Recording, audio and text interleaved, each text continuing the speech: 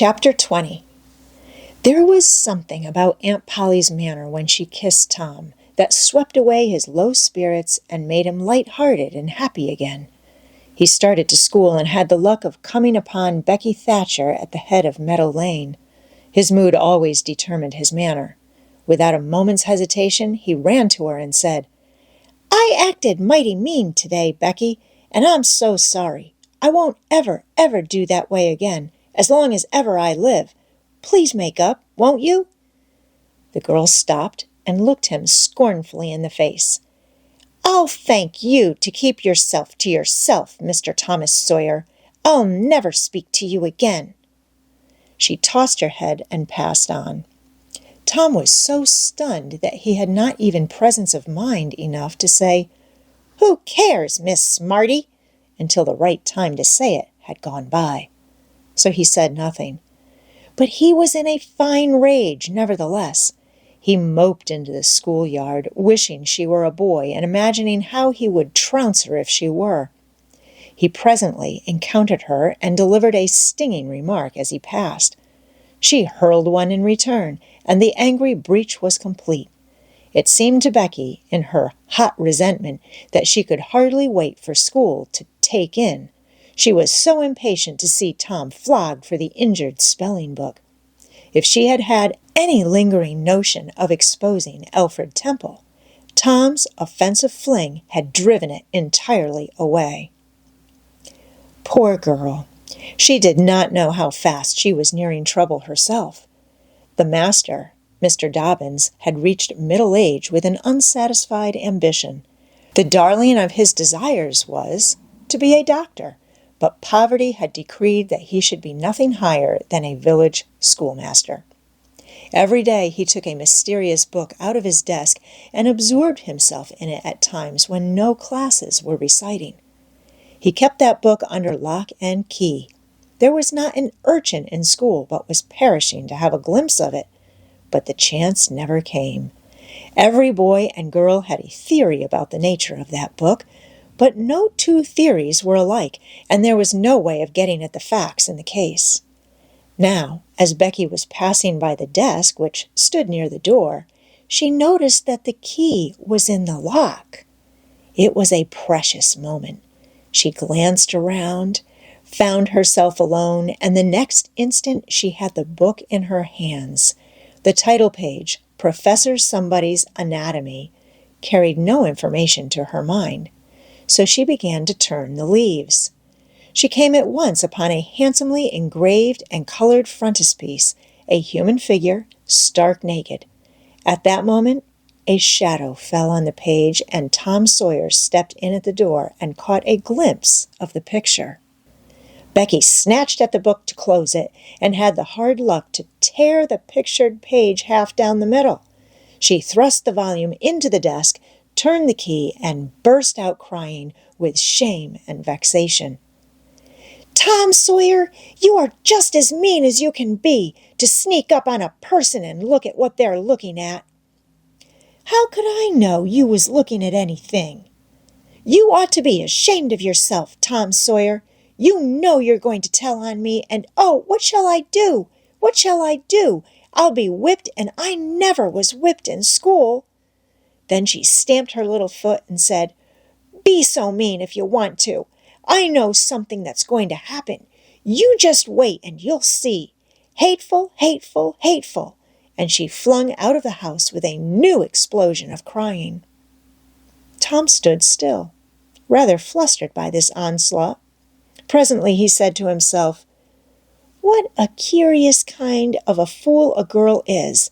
Never been licked in school. Shucks, what's a licking? That's just like a girl. They're so thin-skinned and chicken-hearted. Well, of course I ain't going to tell old Dobbins on this little fool, because there's other ways of getting even on her. That ain't so mean.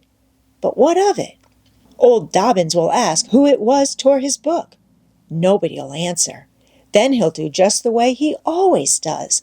Ask first one and then t'other, and when he comes to the right girl, he'll know it without any telling. Girls' faces always tell on them. They ain't got any backbone. She'll get licked. Well, it's a kind of a tight place for Becky Thatcher because there ain't any way out of it. Tom conned the thing a moment longer and then added, All right, though. She'd like to see me in just such a fix. Let her sweat it out. Tom joined the mob of skylarking scholars outside. In a few moments the master arrived and school took in. Tom did not feel a strong interest in his studies. Every time he stole a glance at the girls' side of the room, Becky's face troubled him. Considering all things, he did not want to pity her, and yet it was all he could do to help it. He could get up no exaltation that was really worthy the name. Presently the spelling book discovery was made, and Tom's mind was entirely full of his own matters for a while after that. Becky roused up from her lethargy of distress and showed good interest in the proceedings. She did not expect that Tom could get out of his trouble by denying that he spilt the ink on the book himself, and she was right. The denial only seemed to make the thing worse for Tom. Becky supposed she would be glad of that, and she tried to believe she was glad of it, but she found she was not certain. When the worst came to the worst, she had an impulse to get up and tell on Alfred Temple, but she made an effort and forced herself to keep still. Because, said she to herself, he'll tell about me tearing the picture, sure. I wouldn't say a word, not to save his life. Tom took his whipping and went back to his seat, not at all broken-hearted, for he thought it was possible that he had unknowingly upset the ink on the spelling book himself in some skylarking bout. He had denied it for form's sake and because it was custom, and had stuck to the denial from principle. A whole hour drifted by. The master sat nodding in his throne. The air was drowsy with a hum of study. By and by, Mr. Dobbins straightened himself up, yawned, then unlocked his desk and reached for his book, but seemed undecided whether to take it out or leave it. Most of the pupils glanced up languidly, but there were two among them that watched his movements with intent eyes. Mr. Dobbins fingered his book absently for a while, then took it out and settled himself in his chair to read. Tom shot a glance at Becky. He had seen a hunted and helpless rabbit look, as she did, with a gun leveled at his head. Instantly he forgot his quarrel with her. Quick, something must be done. Done in a flash, too. But the very imminence of the emergency paralyzed his invention. Good. He had an inspiration. He would run and snatch the book, spring through the door, and fly. But his resolution shook for one little instant, and the chance was lost. The master opened the volume. If Tom only had the wasted opportunity back again! Too late. There was no help for Becky now, he said. The next moment the master faced the school. Every eye sank under his gaze. There was that in it which smote even the innocent with fear. There was silence while one might count 10. The master was gathering his wrath. Then he spoke. Who tore this book? There was not a sound. One could have heard a pin drop. The stillness continued. The master searched face after face for signs of guilt. Benjamin Rogers, did you tear this book? A denial. Another pause. Joseph Harper, did you? Another denial. Tom's uneasiness grew more and more intense under the slow torture of these proceedings. The master scanned the ranks of boys, considered a while, then turned to the girls. Amy Lawrence? A shake of the head. Gracie Miller? The same sign. Susan Harper, did you do this? Another negative. The next girl was Becky Thatcher. Tom was trembling from head to foot with excitement and a sense of the hopelessness of the situation. Rebecca Thatcher. Tom glanced at her face. It was white with terror.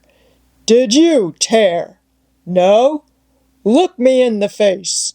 Her hands rose in appeal. Did you tear this book?